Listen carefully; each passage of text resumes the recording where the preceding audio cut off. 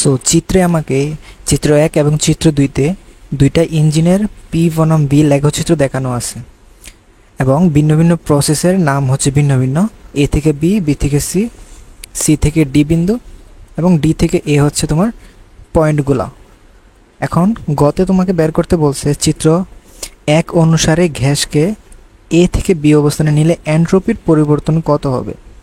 So তার মানে PB যেই এখানে ডায়াগ্রামটা দেওয়া আছে, সেই পিবি ডায়াগ্রামের এই যে এ বি যে রেখাটা আছে, এই রেখা বরাবর যে প্রক্রিয়াটা ঘটছে আমাকে উদ্দীপকে বলা আছে এই প্রক্রিয়ায় টেম্পারেচারটা 50°C।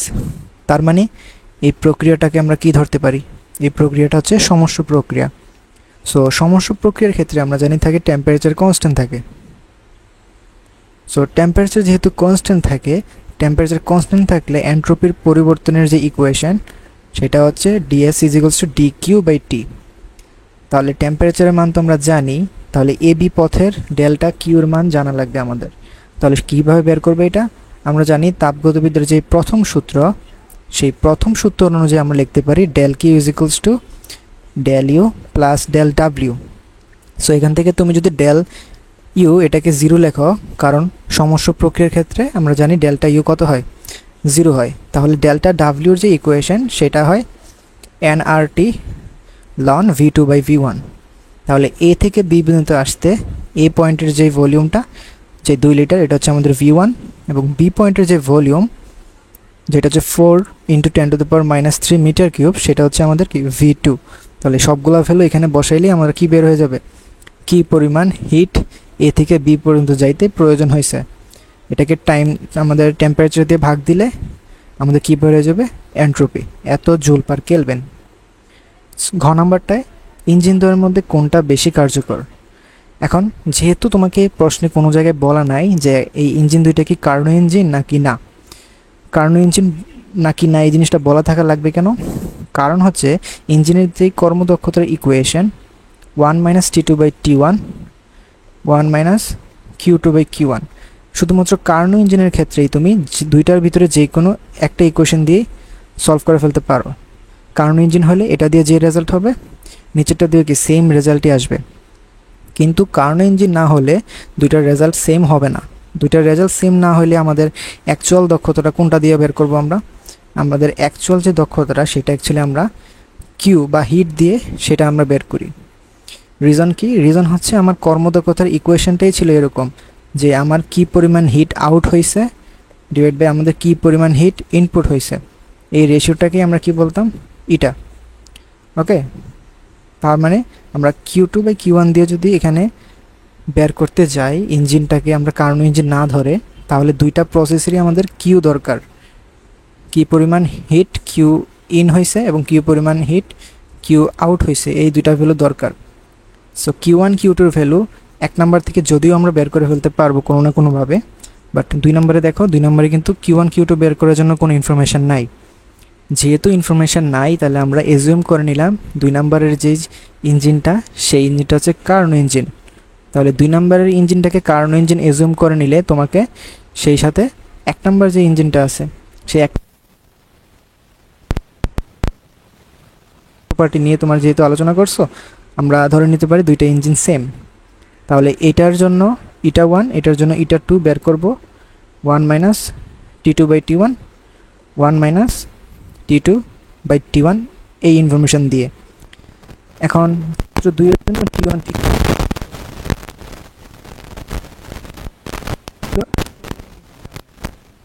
একে T1 এর মান 50° দেওয়া আছে, বাট T2-র মান কিন্তু দেওয়া নাই। T2টা কি, T2 হচ্ছে তোমার সি থেকে ডি বিন্দুতে যাইতে যে প্রসেসটা হবে আমাদের এখানে, এই প্রসেস বরাবর যেই টেম্পারেচারটা থাকবে সেই সমস্ত টেম্পারেচারটা হচ্ছে T2। তাহলে T1 থেকে T2 এই টেম্পারেচারে আসার জন্য তাকে আরেকটা প্রসেস দিয়ে যাইতে হয়েছে না, সেই প্রসেসটা কি, সেই প্রসেসটাকে আমরা চিনি রুদ্ধতাপীয় প্রক্রিয়া।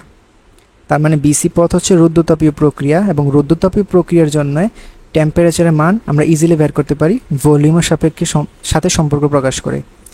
কীরকমভাবে আমরা জানি T1 V1 to the power gamma-1 = T2 V to the power gamma-1, এবং এখানে যে গ্যাসটা ইউজ হয়েছে সেই গ্যাসের জন্য আমরা এখানে গামা কত ধরে নিব, 1.4 বা 1.67 যে কোনো একটা ধরে নিব আমরা।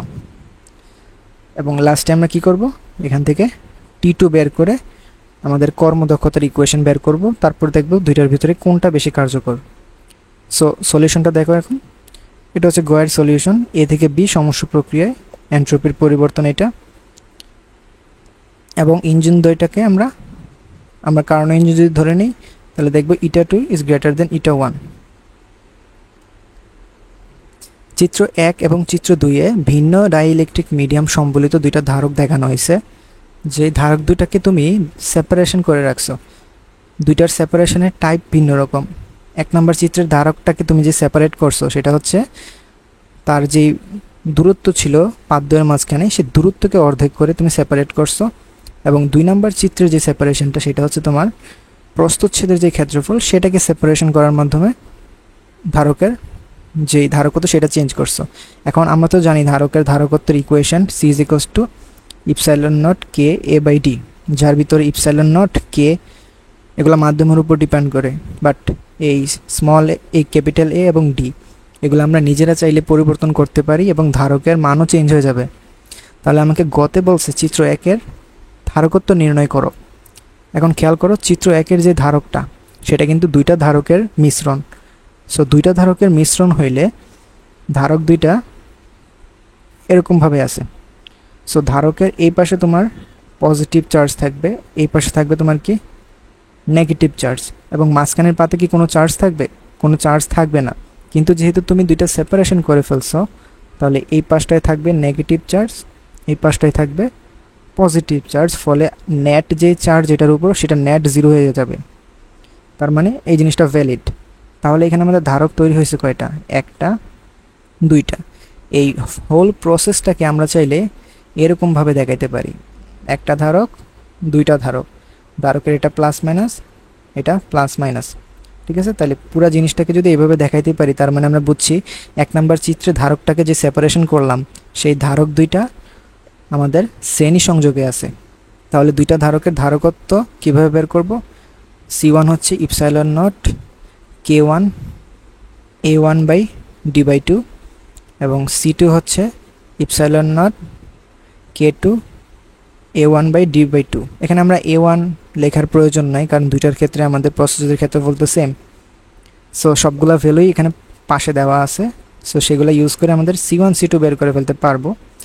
করার পর কিন্তু এটা আমাদের অ্যান্সার হবে না, আমাদের অ্যান্সার হবে ধারকের টোটাল ধারকত্ব, অর্থাৎ তুল্য ধারকত্ব বের করতে হবে সিরিজের জন্য। তাহলে দুইটা ধারক মিলে ধারকের যখন সিরিজে থাকে তখন তাদের ধারকত্ব কি হয়? গুণফল বাই যোগফল, C1 C2 C1 + C2। আচ্ছা, এটা হচ্ছে গ এর অ্যান্সার। ঘতে বলছে চিত্র 1 এবং 2 এর সঞ্চিত শক্তির কোনো পার্থক্য থাকবে কিনা। সো আমরা তো জানি সঞ্চিত শক্তির ইকুয়েশন হচ্ছে ½ CV²। তাহলে সঞ্চিত শক্তির জন্য ধারকত্ব এবং ভোল্টেজ এই দুইটা আমাদের মান দরকার। খেয়াল করো তো, সবগুলো ধারকত্বে কিন্তু ভোল্টেজের অ্যামাউন্টটা দেওয়া আছে। তাহলে যেহেতু ভোল্টেজ দেওয়া আছে, আমাদের শুধুমাত্র ধারকত্ব বের করতে পারলেই কি আমাদের এই ম্যাথটা সলভ হয়ে যাবে। এবং আমাদের অর্ধেক ম্যাথ আগে থেকে সলভ হয়ে গেছে, কারণ চিত্র 1 এর যে ধারকত্বটা সেটা আমরা গতেই বের করে ফেলছি। তাহলে 1 নম্বর চিত্রের জন্য ধারকত্ব হবে ½ C ইকুইভ্যালেন্ট সিরিজের ইন্টু V²। এবং 2 নম্বরের জন্য তাহলে ধারকত্ব বের করব। এবং 2 নম্বরের ক্ষেত্রে দেখো ধারকের প্রস্থচ্ছেদের ক্ষেত্রফলকে তুমি ছোট করছো, অর্ধেক করে ফেলছো।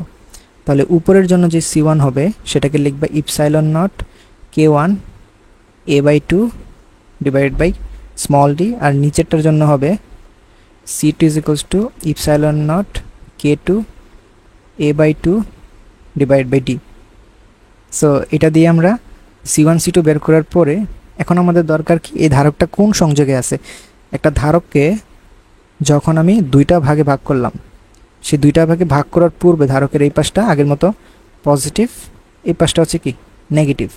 যখন তুমি এটাকে মাঝখান দিয়ে দুইটা ভাগে ভাগ করলা, ভাগ করার পরেও তাদের এক পাশ পজিটিভ আরেক পাশ কি নেগেটিভ। এখন খেয়াল করো, দুইটা ধারক যখন তুমি এরকম প্যারালালি কানেক্ট করতা তখন কিন্তু এক পাশে যেই ভোল্টেজ থাকতো বা যে চিহ্নের, নিচেরটারও কিন্তু ওই পাশে সেম চিহ্নই থাকতো। অর্থাৎ উপরেরটার এই পাশে প্লাস থাকলে নিচেরটার এই পাশে প্লাস, উপরেরটার ওই পাশে মাইনাস হলে নিচেরটাও কিন্তু মাইনাস, কারণ এটা হচ্ছে একটাই নোড। তাহলে একটা নোডের প্রতি বিন্দুতে ভোল্টেজ তো সেম থাকবে, এবং আমরা জানি উভয় পাশে যখন সেম ভোল্টেজ হয় তখন এই সংযোগটা হয় প্যারালাল সংযোগ। তাহলে এইটার জন্য তোমার সি ইকুইভ্যালেন্ট প্যারালাল যদি বের করো সেটা হবে C1 প্লাস C2, ফলে U2 বের করবা হাফ অফ সি ইকুইভ্যালেন্ট প্যারালালের ইন্টু ভি স্কোয়ার। তাহলে কোনো পার্থক্য থাকবে কি না, এখান থেকে আমরা ডেল্টা ইউ এটা বের করতে পারি, অথবা কোনটা বড় কোনটা ছোট সেটা বলে দিতে পারি। তাহলে অ্যান্সারগুলো দেখো, গয়ের অ্যান্সারটা আমাদের সিরিজের জন্য এত বের হয়েছে, এবং ঘতে আমাদের C1 C2 বের করে প্রথমে প্যারালালের জন্য তুল্যধারকত্ব বের করলাম, তারপর সঞ্চিত শক্তির দুইটা মান বের করলাম 2 কেজির জন্য, এবং ডেল্টা ই বের করে দেখাই দিলাম যে এত পরিমাণ শক্তির পার্থক্য থাকবে এখানে। রহিম উদ্দীপকের বর্তনীর R3 যে রোধটা আছে সেই রোধকে 200 গ্রাম পানির মধ্যে 20 মিনিটে ডুবিয়ে পানি ফোটানোর চেষ্টা করলো, এবং কক্ষ তাপমাত্রা দেওয়া আছে 27 ডিগ্রি সেলসিয়াস, পানির আপেক্ষিক তাপ দেওয়া আছে 4200 joule per kg per kelvin.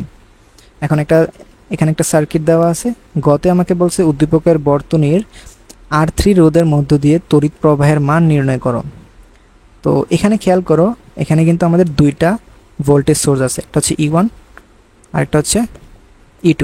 দুইটা ভোল্টেজ সোর্স থেকে দুইটা কারেন্ট বের হইতেছে, একটা হচ্ছে I1 একটা হচ্ছে I2, এবং এটা মিলিত হয় I3 রূপে তোমার মাঝখানের ব্রাঞ্চটা দিয়ে গেছে, এবং ব্রাঞ্চ থেকে যখন এই পয়েন্টে যখন সে স্প্লিট হবে সেটাও কিন্তু সে I1 I2তে স্প্লিট হবে।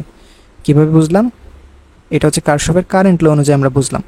অথবা আরেকটা জিনিস, একটা ব্যাটারি থেকে যেই পরিমাণ কারেন্ট বের হয় ঠিক সেম পরিমাণ কারেন্ট কিন্তু ব্যাটারিতে এসে ঢোকে।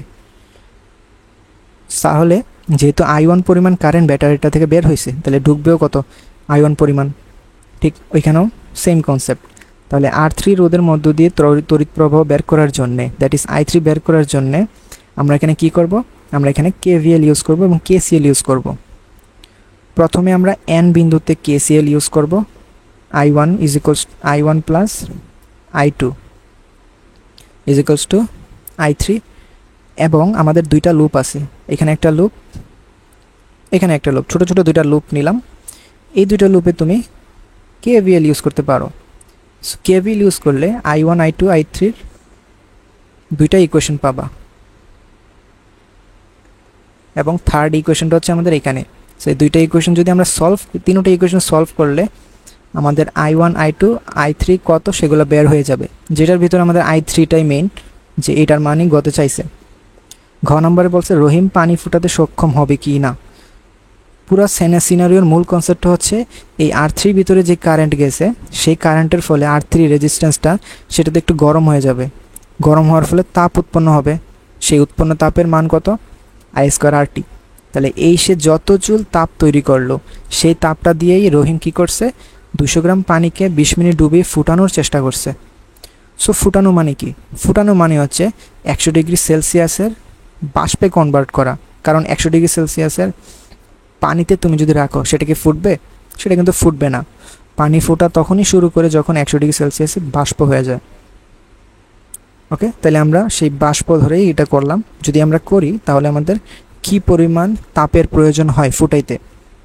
এক তো হচ্ছে তোমার ms ডেল থিটা, তুমি তাকে 27 ডিগ্রি সেলসিয়াস থেকে 100 ডিগ্রি সেলসিয়াসের পানিতে কনভার্ট করবা প্রথমে, তারপরে mLV 100 ডিগ্রি সেলসিয়াসের ওয়াটার থেকে বা 100 ডিগ্রি সেলসিয়াসের আমরা লিখি এটা লিকুইড থেকে তুমি 100 ডিগ্রি সেলসিয়াসের ভ্যাপারে পরিণত করবা, সেটার জন্য mLV এর প্রয়োজন। তাহলে এই দুইটার ভ্যালুর ভিতরে সবগুলো ইনফরমেশন আমাদের দেওয়া আছে, এবং এলভির ভ্যালুটা আমাদের জানা রাখা লাগবে 2.26 × 10⁶ জুল পার মোল পার কেলভিন। সো এটা যদি আমরা লিখি সবগুলো বসাইলে আমাদের কিউ বের হবে, যে আমাদের কি পরিমাণ তাপের প্রয়োজন পানিটাকে ফুটানোর জন্যে। এখন প্রয়োজনীয় তাপটা আমাদের এই বের করা তাপের চেয়ে যদি বেশি হয় তাহলে কি আমি পানি ফুটাতে পারবো না। ঠিক আছে, তাহলে অ্যান্সারটা দেখে নাও। গতে ঠিক সিমিলারলি KCL KVL ইউজ করে আমরা I3 বের করলাম, এবং সেই I3 ভ্যালু ইউজ করে ঘ নাম্বারে আমরা I²RT সেটার সাথে আমাদের প্রয়োজনীয় তাপের হিসাব করে দেখলাম যে আমাদের প্রয়োজনীয় তাপটা বেশি হয় আমাদের সাপ্লাই তাপের চেয়ে, ফলে সে পানি ফুটাতে পারবে না।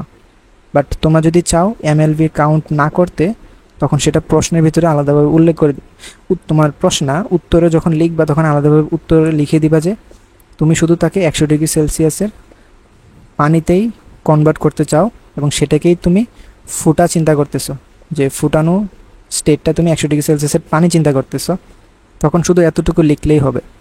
ঠিক আছে। ইয়াংয়ের দ্বিচির পরীক্ষায় 6500 অ্যাংস্ট্রম তরঙ্গ দৈর্ঘ্যের লাল আলো ব্যবহার করে পর্দার উপর দশম ডোরা পর্যবেক্ষণ করা হয়েছে এবং পরবর্তীতে সবুজ এবং নীল আলো ব্যবহার করে একই পর্দায় এবং পূর্বের অবস্থানে সমসংখ্যক ডোরা তৈরি করার চেষ্টা করা হয়েছে। তার মানে প্রথম যে এক্সপেরিমেন্টে পর্দার উপর আমার যে 10টা ডোরা সৃষ্টি হয়েছিল, মোট কেন্দ্রীয় উজ্জ্বলের উভয় পাশে 10টা করে ডোরা সৃষ্টি হয়েছিল, পরবর্তী কেজে আমরা কী করলাম, ঠিক সেম পরিমাণ দূরত্বের ভিতরেও ওই ভিন্ন ভিন্ন তরঙ্গ দৈর্ঘ্যের লাইট ইউজ করেও 10টা ডোরা তৈরি করার চেষ্টা করলাম। এখন আমাকে বলে দিয়েছে চিরদ্বয়ের ব্যবধান স্মল ডি 0.36, পর্দার দূরত্ব দেওয়া আছে 85 সেন্টিমিটার। গতে আমাকে বলছে কেন্দ্রীয় ডোরার উভয় পাশে দ্বিতীয় অন্ধকার ডোরার কৌণিক বিস্তার নির্ণয় করো। ঠিক সিমিলারলি আমরা একটু আগে যে জিনিসটা আলোচনা করতেছিলাম, আমাদের কেন্দ্রীয় উজ্জ্বলের উপরে যেরকম ডোরা আছে নিচে একই রকম ডোরা আছে, তাহলে এটা যদি তোমার অন্ধকার ডোরাটা হয়, সেই অন্ধকার ডোরার এই যে অ্যাঙ্গেলটা এটা হচ্ছে থিটা, যেটা আমাদের এই চির থেকে সৃষ্টি হচ্ছে, চিরের যে মাঝখান পয়েন্ট সেই মাঝখান পয়েন্ট থেকে, এবং নিচের দিকেও ঠিক সিমিলারলি আরেকটা কিন্তু থিটা আছে। তাহলে টোটাল বিস্তার কিন্তু আমাদের 2 থিটা হবে, বাট আমাদের সূত্র কিন্তু শুধু থিটার জন্যে। কী সূত্র আমরা এখানে ইউজ করব? পথ পার্থক্যের সূত্র ইউজ করব। আমরা জানি পথ পার্থক্য delta x is equals two D sine theta is equals two N lambda. আচ্ছা, এন ল্যামডা লেখা যাবে না, কারণ এখানে আমাদের অন্ধকার ডোরা বলছে। অন্ধকার ডোরার ক্ষেত্রে আমরা জানি 2n+1 λ/2 হয় ডোরা আমাদের যে পথ পার্থক্যের মান। ওকে, তো এখান থেকে আমাদের থিটাও বের করতে হবে। আমাদের সবগুলা ভ্যালুই জানি, এন এর মান হচ্ছে 2, ল্যামডার ভ্যালু দেওয়া আছে 6500 অ্যাংস্ট্রম এবং স্মল ডি এর মান দেওয়া আছে এটা। ঠিক আছে, তারপর এটা ডাবল করলেই আমাদের কাঙ্ক্ষিত রেজাল্টটা বের হবে। উক্ত চির এবং উল্লিখিত আলো ব্যবহার করে উদ্দীপকের শর্ত পূরণ করা সম্ভব কিনা। তাহলে তুমি এই যে আগে বলছিলাম তোমার প্রথম ক্ষেত্রে 10টা ডোরা যে সৃষ্টি হয়েছে, সেই 10টা ডোরাতে যেই ডিস্টেন্সটা তুমি কাভার করছো, সেই ডিস্টেন্সে পরবর্তী 2টা কেজেও তুমি 10টা করে কি ডোরা পাইতে চাও। তাহলে জিনিসটা এরকমভাবে আমরা চিন্তা করব যে প্রথম কেজে 10টা তৈরি করতে যেই পরিমাণ ডিস্টেন্সটা হয়েছে, বাকি 2টা কেজের জন্য 10টা ডোরা করতে যেই ল্যান্ডগুলো আমরা পাবো, একটা হচ্ছে ওয়াইজি আর একটা হচ্ছে ওয়াই ব্লু। সো গ্রিন এবং ব্লু এর জন্য যে ওয়াইগুলো পাবো 10ম ডোরার জন্যে, সেগুলো কম্পেয়ার করব। যদি কোনোটা দেখি যে সমান হয়ে যায় প্রথম কেজের সাথে, তখন বলবো যে সেই লাইটটা ইউজ করলে আমরা ওই একই জায়গায় 10টা ডোরা পাবো। ঠিক আছে, সো ক্যালকুলেশনটা করি এখন। গতে দেখো কৌণিক বিস্তার থিটার ডাবল বের করলাম, এবং ঘতে প্রথম ক্ষেত্রে যেই দশম ডোরার যে দূরত্ব সেটা আমরা বের করে নিলাম 0.0153 মিটার। সো এইটার সমান হয় কিনা পরবর্তী ক্ষেত্রগুলোতে সেটা দেখব। প্রথমে দেখলাম সবুজ আলোর জন্য মানটা কম আসলো, তারপর নীল আলোর জন্য দেখলাম মানটা কি কম আসলো। তাহলে তোমার ওই একই স্থানে 10টা ডোরা পাওয়া কিন্তু সম্ভব না। পটাশিয়ামের কার্যাপেক্ষক দেওয়া আছে 2.29 ইলেকট্রন ভোল্ট, এবং পটাশিয়ামের একটি পাতের উপর তুমি প্রথমে 3800 অ্যাংস্ট্রম তরঙ্গ দৈর্ঘ্য আলো ফেলছো, এবং পরে এটার ভিতরে তুমি 7800 তরঙ্গ দৈর্ঘ্যের আলো ফেলছো। আলোর বেগ এবং প্লাঙ্কের ধ্রুবক, ইলেকট্রনের ভর দেওয়া আছে। গতে আমাকে জিজ্ঞেস করছে যে প্রথম ক্ষেত্রে নিঃসৃত ইলেকট্রনের বেগ বের করো। সো আমরা বুঝতেই পারছি প্রথম ক্ষেত্রে আমাদের যে সিনারিওটা, সেই সিনারিওর জন্য আমাদের ম্যাক্সিমাম গতিশক্তি হবে E-5। সো ফটো ইলেকট্রিক ইফেক্টের আইনস্টাইন ইকুয়েশনটা লিখলাম। সেইটার কে ম্যাক্সের ইকুয়েশন আমরা জানি ½ এর ইকুয়েশন হচ্ছে hc/λ, এবং ফাইয়ের ভ্যালু দেওয়া আছে। এখন সবগুলা ভ্যালুকে যদি আমরা SI ইউনিটে বসাই এবং সেখান থেকে যদি ভেলোসিটি কাউন্ট করি, তাহলে আমরা বুঝবো কত ভেলোসিটিতে নিঃসৃত ইলেকট্রনটা বের হচ্ছে। দীপকের ধাতুর উপর আপতিত যে আলোর তরঙ্গ দৈর্ঘ্য সেটা যদি বাড়াও, তাহলে নির্বৃত্তীয় বিভবের কোনো পরিবর্তন হবে কিনা সেটা যাচাই করতে হবে। সো আমরা জানি নির্বৃত্তীয় বিভবের সাথে আমাদের ম্যাক্সিমাম গতিশক্তির একটা ইকুয়েশন থাকে। কীরকম? K maximum is equals to E into V not, যেখানে ই হচ্ছে ইলেকট্রনের চার্জের মান এবং ভি নট হচ্ছে নির্বৃত্তীয় বিভব। তাহলে পুরো ইকুয়েশনে হাফ অফ এম বি স্কোয়ারের পরিবর্তে আমরা যদি ই ভি নট বসাই দেই, সেখান থেকে আমরা ভি নট বের করব। তাহলে ল্যামডা যখন ল্যামডা 1 তখনের জন্য একটা ভি1 এবং ল্যামডা 2 এর জন্য আরেকটা ভি নট আমরা পাবো, এবং সেই দুইটাই আমরা কম্পেয়ার করে দেখব নির্বৃত্তীয় বিভবের পরিবর্তন হচ্ছে কিনা। সো প্রথমত গতে আমাদের ভেলোসিটি বের হইল এত, এবং ঘতে নির্বৃত্তীয় বিভব বের করার জন্য 3800 অ্যাংস্ট্রম যখন ইউজ করলাম তখন দেখলাম 0.979 ভোল্ট হয়। বাট যখন 7800 অ্যাংস্ট্রম ইউজ করলাম তখন আমাদের নির্বৃত্তীয় বিভব দেখলাম -0.69697 ভোল্ট হয়। বাট আমরা এই জিনিসটা জানি নির্বৃত্তীয় বিভবের মান নেগেটিভ হওয়া পসিবল না, কারণ আমরা বাইরে থেকে সেই ভোল্টেজটা সাপ্লাই দিতেছি তাকে ইলেকট্রনটাকে থামানোর জন্যে। সো যে ইলেকট্রনগুলো ফটো ইলেকট্রন আকারে বের হয়ে যায় সেগুলোকে অপোজিট ডিরেকশনে আমরা পজিটিভ চার্জ দেই, যাতে নেগেটিভ চার্জের ইলেকট্রনটা পজিটিভের দিকে অ্যাট্রাক্ট হয়ে তার সামনের দিকে গতিটা কমে যায়। বাট যেহেতু ভোল্টেজের মান নেগেটিভ আসছে, তার মানে তোমাকে নেগেটিভ চার্জ দিতে হবে, এটাই সাজেস্ট করতেছে। তাহলে নেগেটিভ চার্জ তুমি যদি দাও তাহলে ইলেকট্রন তো আরও সামনের দিকে যাবে, সেই জিনিসটা অ্যাকচুয়ালি নির্বৃত্তীয় বিভব না। তাহলে আমাদের অ্যান্সারটা যেটা আসছে সেটার মিনিং কি? অ্যান্সারটার মিনিং হচ্ছে, আমরা জানি আমাদের তরঙ্গ দৈর্ঘ্যের একটা লিমিট থাকে, একটা মিনিমাম ভ্যালু থাকে, মিনিমাম না, তরঙ্গ দৈর্ঘ্যের থাকবে আমাদের একটা ম্যাক্সিমাম লিমিট থাকবে, যে ম্যাক্সিমাম কত তরঙ্গ দৈর্ঘ্যের আলো ফেললে আমাদের যেই ধাতব পার্টটা থাকে সে ধাতব পার্ট থেকে ইলেকট্রন বের হবে। সেটা কি হিসেবে ডিটারমাইন হয়? সেটা হয় E is equals to AC by lambda not. এখান থেকে আমাদের যে সূচন যে তরঙ্গ দৈর্ঘ্যটা থাকে, সূচন তরঙ্গ দৈর্ঘ্য, সেই তরঙ্গ দৈর্ঘ্যের তুমি যদি বেশি পরিমাণ সাপ্লাই দাও তখনই তোমার কি হবে, ওটা বের হবে। এখন সূচন তরঙ্গ থেকে তুমি যদি কম পরিমাণ তরঙ্গ দৈর্ঘ্য সাপ্লাই দাও তাহলে কিন্তু তোমার ই এর মানটা ফাইয়ের চেয়ে ছোট হয়ে যাবে, তাহলে আলটিমেটলি কে ম্যাক্স নেগেটিভ হয়ে যাবে। তাহলে কাইনেটিক এনার্জি তো নেগেটিভ হতে পারে না। এটার মিনিং হচ্ছে তোমার ওইখান থেকে কোনো ইলেকট্রন বের হবে না তোমার ওই ধাতু থেকে, তার মানে এখানে তড়িৎ ক্রিয়াই ঘটবে না। আচ্ছা, মিরপুরে বৃত্তাকার একটা ক্রিকেটের স্টেডিয়ামের ব্যাসার্ধ দেওয়া আছে 80 মিটার। মাঠের উপর দিয়ে ব্যাস বরাবর 0.8 সি বেগে একটা মহাকাশযান অতিক্রম করতেছে, এবং আমাকে বলা আছে মাঠে দাঁড়ানো একজন খেলোয়াড়ের ভর 70 কেজি। উদ্দীপকের মহাকাশযান থেকে স্থির খেলোয়াড়ের ভর পরিমাপ করলে কত হবে? সো প্রশ্নটা পরে মনে হইতেছে এখানে আমাদের এম নট বের করতে বলছে, বাট অ্যাকচুয়ালি ভ্যালুটা কিন্তু এম নট বের করতে বলে নাই, তোমাকে বলতেছে এম বের করার জন্যে। কেন এরকম হবে? কারণ মহাশূন্য যানটা, ধরো এটা হচ্ছে খেলার মাঠ আর এটা হচ্ছে মহাশূন্য যান। সো মহাশূন্য যান যাইতেছে 0.8 সি ভ্যালোসিটিতে সামনের দিকে। যখন মহাশূন্য যানের থেকে কেউ তোমার এখানে দাঁড়ানো একটা ব্যক্তির ভ্যালোসিটি যখন মাপা শুরু করবে, তখন যে পরিমাপ করে আমরা জানি সে নিজেকে স্থির হিসেবে সবসময় চিন্তা করে।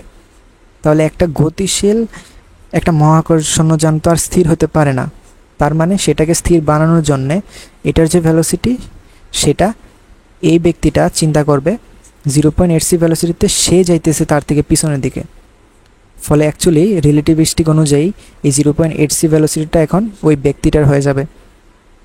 তার মানে ওই ব্যক্তির এম বের করতে হইলে আমাকে এখন এই ইকুয়েশন ইউজ করতে হবে, যেখানে ভ্যালোসিটির মান 0.8 সি। মহাকাশযান থেকে মাঠের পরিমাপকৃত ক্ষেত্রফলের ভিন্নতা হবে কি? সো প্রথমে মাঠটার বলা আছে মাঠটা হচ্ছে একটা বৃত্তাকার মাঠ। সো একটা বৃত্তাকার মাঠের জন্য তুমি জানো ক্ষেত্রফলের ইকুয়েশন পাই আর স্কোয়ার। সো ব্যাসার্ধের মান তোমার দেওয়াই আছে 80 মিটার, তাহলে ইনিশিয়াল যেই আমার ক্ষেত্রফল সেটা বের হয়ে যাবে। যখন একটা বৃত্তাকার পথের ব্যাস বরাবর একটা এই হচ্ছে ব্যাস বরাবর যখন আমার মহাশূন্যর যানটা যাওয়া শুরু করবে, সো ব্যাস বরাবর গতিশীল, তখন কি হবে আমরা জানি এই ব্যাস বরাবর তার দৈর্ঘ্যটা কমতে থাকবে।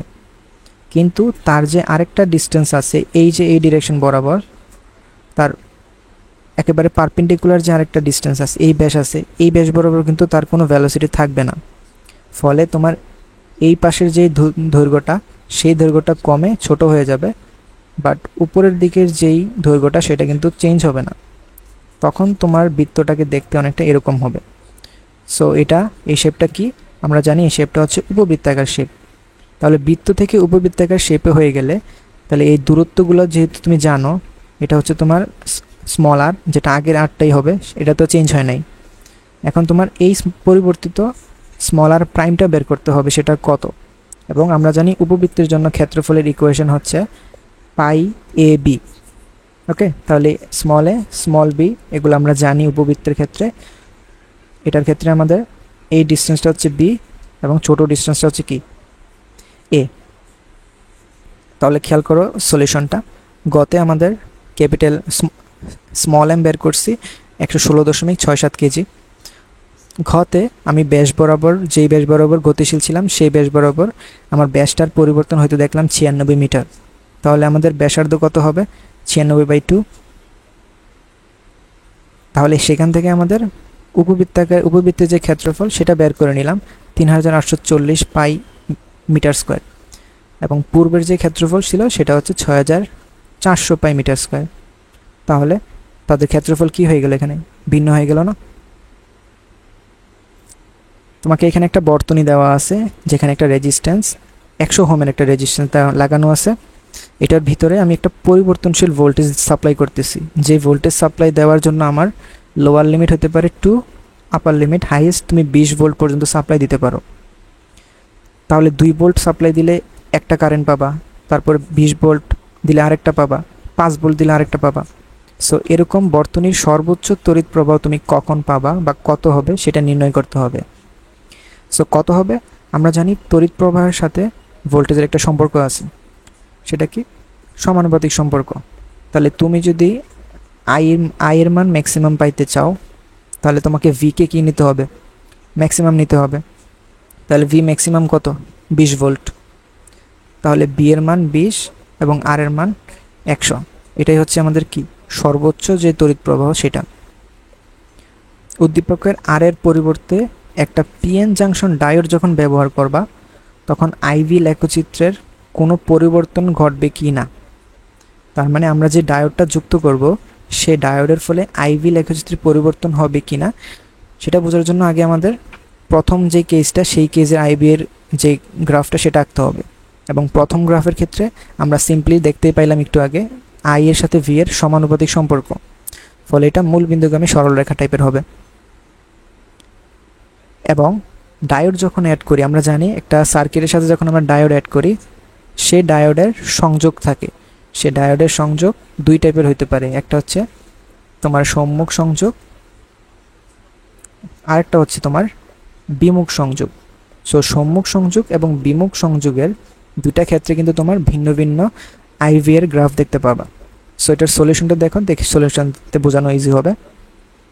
গয়ের মানটা তোমার বের করলাম ম্যাক্সিমাম কারেন্ট।